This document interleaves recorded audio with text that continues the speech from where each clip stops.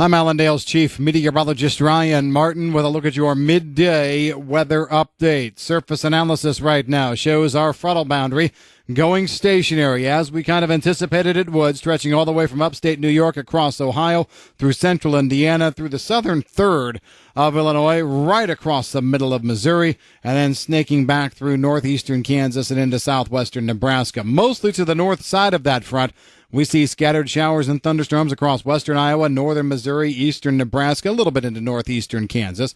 This is an area that we expect will see action increase in intensity and frequency probably as we go through the middle to late afternoon hours. However, that's not the only watch area that we have to pay attention to. I think you got to go back farther west.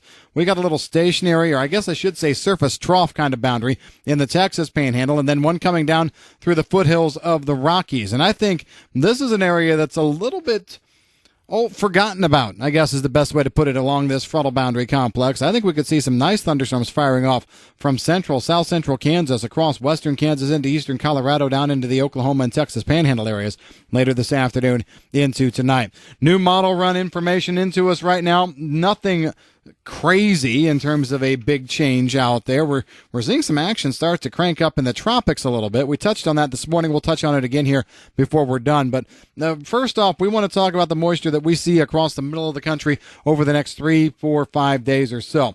Going to be seeing a very big cluster of thunderstorms in the eastern parts of South Dakota, eastern Nebraska, western Iowa as we go through the overnight hours tonight and into early tomorrow morning. Going to be looking at rain amounts probably 1 to maybe 3 inches in there. And we'll see some of this moisture spread southward through Kansas as well. This batch of moisture then slowly kind of stair steps east. It moves into Minnesota, Wisconsin through the day tomorrow. And then as we go through Friday, it will slowly work its way through other parts of the Corn Belt. You will see that the intensity of the moisture, though, drops off dramatically as we move into the central and eastern Corn Belt. So we are saying, yes, there will be rain in the eastern Corn Belt, but probably nothing near what we're seeing in the next 24 hours in the western belt. So 1 to 3 inches western belt. In the eastern Corn Belt as we go through the weekend and into early next week, we're probably talking half to at most 1. Half to 3/4 is probably a better range. But as we also mentioned in our write-up this morning, this system being stretched out or drawn out over more days also now is going to kind of blur the lines as to when we get done with this one and we move into the effects of the next one, because that next weather system is going to be moving into the upper Midwest as we go through Sunday. And by the time we get to Monday morning, that front will be draped basically from Wisconsin back down into central and southern Missouri, and it'll move eastward through Tuesday. That front will probably put down anywhere from 1/2 to 1.5 inches, locally 2, coverage about 80%. So you know what? You can get wrapped up as to the moisture right now and whether there's going to be more in the west versus the east over the next 4 or 5 days. Or you can just say, hey, let's take the period from right now, Wednesday this week, right now through Wednesday of next week. And I'll tell you right now, we're probably looking at 90 to 100% of the Corn Belt getting rains of 1/2 to 1.5, 2 inches. And there will be areas with more. So that tells you right there we've got good rains coming in the next week or so. We're going to be following that up with another system around the 4th into the 5th. You know, models have flip-flopped on this one. I'll tell you this. There's going to be a front there, but whether or not it can actually put down good, solid precipitation coverage and amounts is up in the air. So the front will pass through. We're going to have to keep an eye out for scattered showers and storms, but I guess I'm not going to jump whole hog into this yet. We mentioned this morning that it looked better. Midday, it doesn't look quite as good. I'm going to continue to rock and roll, I think, with the forecast like we had yesterday, which is up to 1/2 inch coverage, 50% out of that system toward the second half of next week. However, the system for the 7th, 8th, 9th, so on and so forth, looks very, very good so far.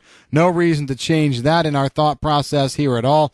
I think we're going to be looking at probably a 3-day batch of rain there that equals, 1/2 to 2 inches across 70 to 80% of the Corn Belt. So there's going to be some good rains moving through.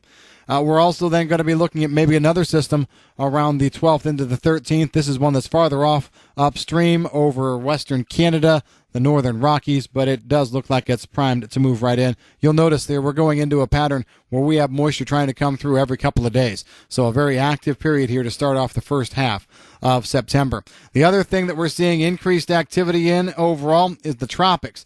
We've got a new tropical wave that's gathering more and more attention in the western Gulf of Mexico. I kind of downplayed this morning.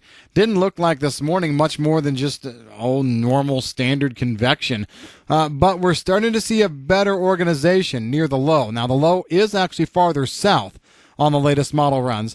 So we're looking at this low being basically straight east right now of Corpus Christi, Texas. So it's down there a little ways, down the Texas Gulf Coast. This will not be something that impacts the Louisiana Gulf Coast or even the North Texas Gulf Coast areas as much as it is the Western Gulf. I think we're going to be seeing this, if it develops at all, maybe reaching tropical depression status. I suppose you can make the argument a tropical storm is possible, but what I find interesting are the tracks that some of the models are starting to put out on this thing, taking it into Texas and then curving it north. So this could be a scenario where we see some moisture coming out from the south, getting into hard red winter wheat country, Texas Panhandle, Oklahoma, even Kansas. And as it does this, we could be looking at the scenario breaking out as we go through the end of this week and weekend and trying to work its way on into next week. So there are definitely some things to watch here as we go forward. Then we've got Hurricane Cristobal that's staying well out to sea. It's not going to cause any issues. And we've got two other waves, one getting closer now to the Windward Islands, still having maybe a 10-20% chance over the next 2 to 5 days of developing into a tropical system. And then we've got the one that we all really like exiting the African coast that models are showing turning into something serious long-term as well. So the tropics getting active. But right now, there's only one system or potential system that looks like it has a shot of impacting anything in the U.S. mainland. That's the one near the Texas Gulf Coast. Oil and gas interests should keep an eye on that, and hard red winter wheat country in terms of moisture. That's what we see in our update here. If you've got any questions in the meantime, give us a call at Allendale. I'm Chief Meteorologist Ryan Martin.